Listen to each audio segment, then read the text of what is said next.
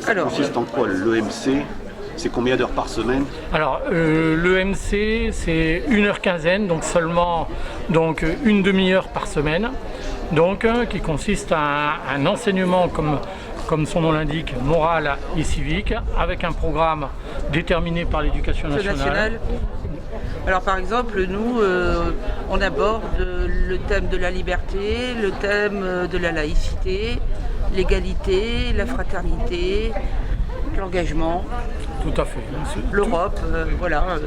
Voilà, tous des termes qui sont... Tout ce qui peut aider nos élèves à devenir des citoyens responsables et réfléchis. Et engagés.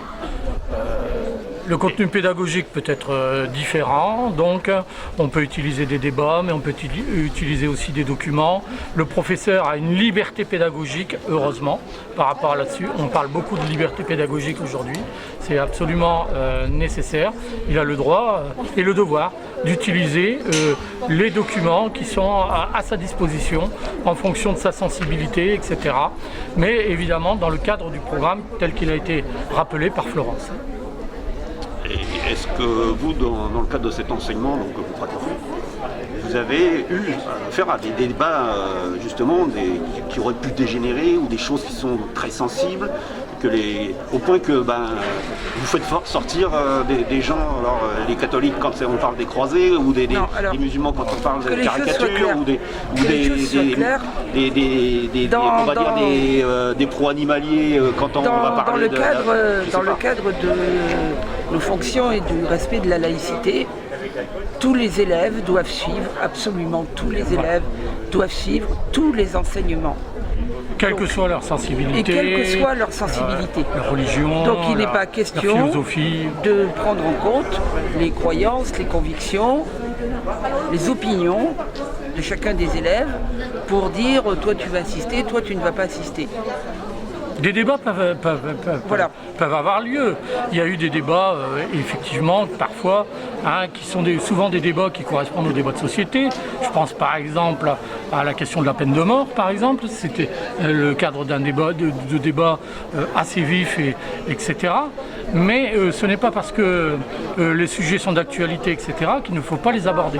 On les aborde en fonction du programme tel qu'il a été défini par l'éducation nationale. Voilà. Donc, là, ce qui s'est passé, c'est qu'il aurait demandé à des jeunes, ou proposé à des jeunes en tout cas, c'était pas obligatoire, mais proposé à des jeunes de confession musulmane de sortir.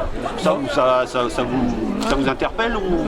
On ne se prononce pas sur le contenu, sur comment il a fait, etc. On ne sait pas. Tout ce qu'on sait, c'est qu'il a été assassiné pour avoir suivi son programme de l'éducation nationale. Et ça, c'est évidemment totalement inacceptable, inadmissible. On ne trouve pas les mots pour pouvoir dire l'horreur de cette situation. Voilà, c'est quelqu'un qui faisait son métier et qui est mort parce qu'il faisait son métier. Voilà. Voilà. Et dans le cadre, effectivement, d'un prof d'histoire géo et dans le cadre d'un cours d'enseignement moral et civique. Et l'enseignement moral et civique, l'histoire, c'est pas un hasard si ce sont ces matières-là qui sont les plus attaquées aujourd'hui. C'est les matières qui font réfléchir, qui font argumenter, parfois avec des arguments différents, tout le monde n'est pas d'accord, mais ça c'est pas grave. Il y a une discussion qui doit être faite dans un esprit démocratique. Et nous sommes, en tant que profs d'histoire géo, notamment, et les professeurs aussi, les autres en général, mais nous sommes en première ligne, nous sommes là pour faire respecter les valeurs de la République. Voilà.